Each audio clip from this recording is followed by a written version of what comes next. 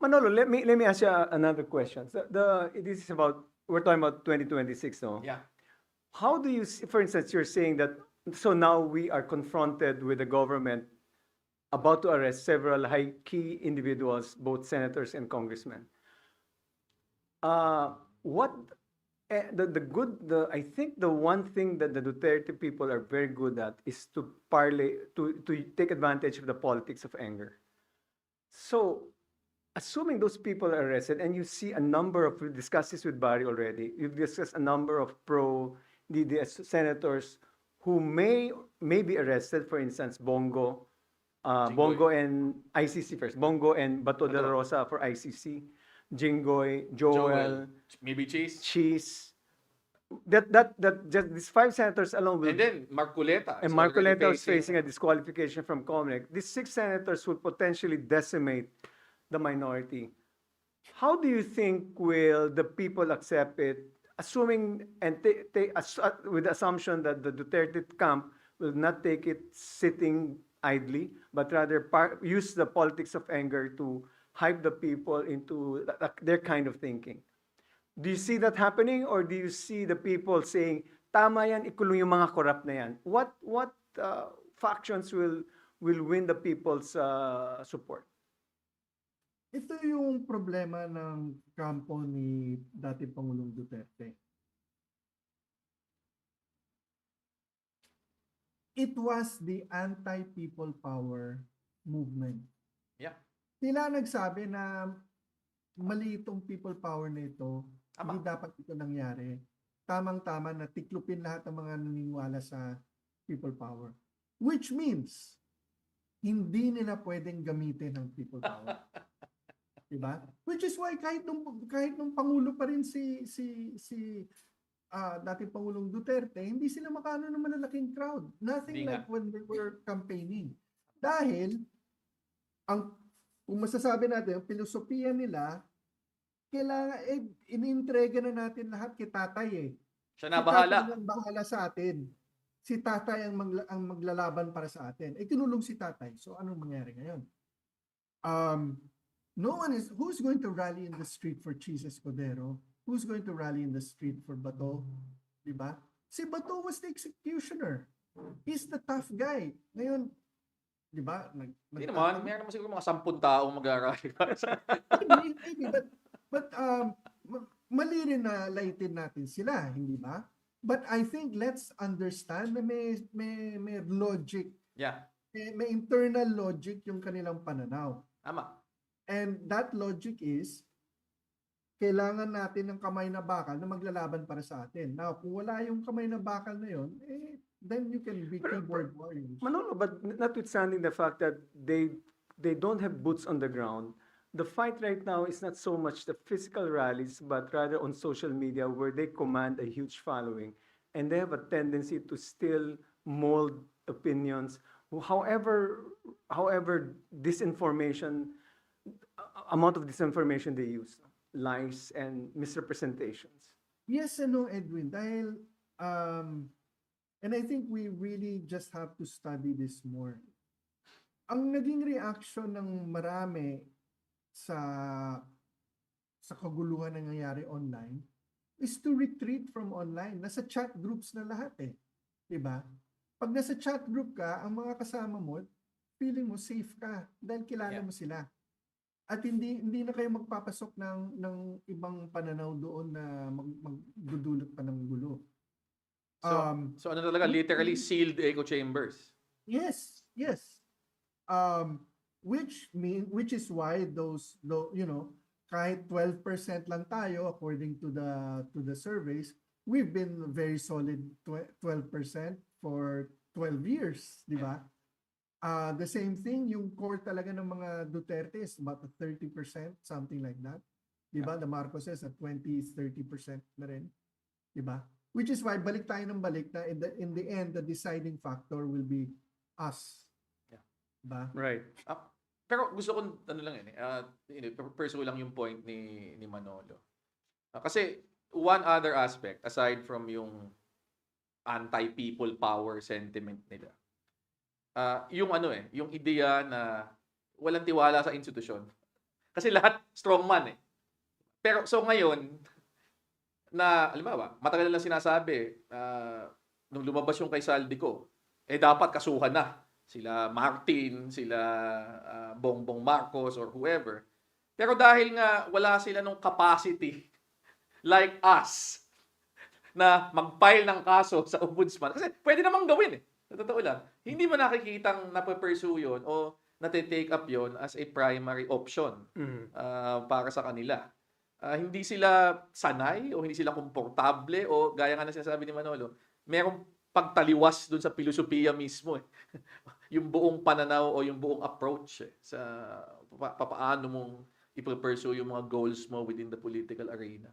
So, but given the anti-people power sentiment, yung sinabi ni Barry, do you think in 2026, what will be the people's,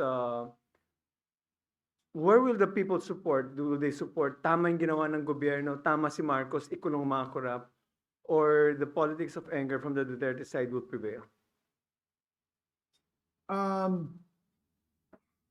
I always approach it a different way. I walk backwards from 2028, pipili tayo ng bagong presidente. Okay. Which means July of 2027 Is the last zona. is the last zona, doon na magle-laying of the hands. Yun ang deadliest deadline para kay BBM na pumili ng manok niya. Di ba? Dahil doon niya sasabihin, ito na yung manok ko. Which means July 2026 is the last campaign of Ferdinand Marcos Jr. Di ba? He has 1 year to lay the groundwork for being able to matter sa mangyayari. It can only matter if he's able to prove his critics wrong. Right. But he's done it already partially. He's proven he's not as dumb as they say. He's not as lazy as they think. He's nicer than people expected. He's more focused than people ever thought. But where is it all eventually going to lead? I always said he had three missions in life. The first was to achieve an electoral forgiveness for the family, Which he has done. which he has done. The second is to remove or settle the cases that remain. And there, binigay na the current Chief Justice, nung nagmumuni-muni siya sa simula ng termino ng bagong Pangulo, sabi niya, one basic legal principle is justice delayed is justice denied. That. Diba? So I think that takes care of that. Latches. The last one is, kailangan ang susunod na presidente hindi walang benggansa sa kanila, sa mga Marcos. That's the last thing he has to achieve. And that's an existential threat to them. Yes. Okay. Okay. So, on that note, siguro, final words natin. Anything unexpected that we should be... Pero unexpected nga eh. Parang, so, can you predict it? Pero ano yung mga... Ano yung tingin mo, ano yung things that can jump out and surprise us next year? The thing to expect is the unexpected talaga. Hindi natin talaga malalaman because someone could die, someone could have an accident, or if this epidemic of truth telling continues, then you have a political pandemic na talaga. And in which case all bets are off. Really, for everyone, for all sides. I mean, imagine kung lahat ng mga grupo matatamaan. Actually, meron na mga signs ng ganyan eh. Kasi recently, pati barangay corruption, naglalabasan. O sa AIX. Yeah. Manolo, do you see a parallelism between this president and GMA?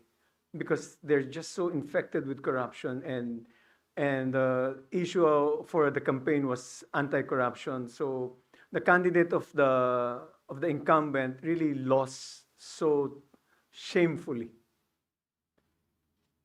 Yes, and it occurred to me na this is only the second president to hit 22%. Right. Question, is that the point of no return? Mhm. Di ba? I'm not convinced it is.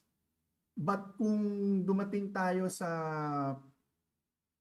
let's just say Pebrero, dahil Pebrero mainit ang ulo ng mga tao dahil ubus na ang Christmas bonus and that sort of thing. Yeah. If anything happens and wala pa rin kinulong, wala pa rin nangyayari na masasabi mo, then there's still a large number of people who shifted from supporting the president to undecided. Di ba, Edwin, pag tinitingnan natin ng mga survey, yun ang talagang tinitingnan mo kung saan sila, kung mag-harden sila into opposition or babalik sa dating panig nila. And the president only has a few months left to accomplish that. Ako, If he hits GMA levels, then he'll end up like GMA. All the smarts in the world will not get you out of the hole you dug for yourself. ako, tingin ko one major difference, pagkakaiba nilang dalawa. Yung corruption kasi kay GMA was so personal sa Personal. kanya, nakadikit sa kanya. Hello, Garcia. Kay Marcos, hindi Hindi. pa sa tingin ko umaabot sa point na yun. Yes. So, meron pa siyang espasyo to actually utilize itong mga kapangyarihan niya at yung oras niya to deliver, di ba? And distance himself further from Kung that talagang- by producing results on the anti-corruption front. Kung talagang ikukulong niya yung mga kaalyado Exactly. niya. Si GMA kasi had no choice but to take herself out. tanong- Yun lang tanong- acceptable.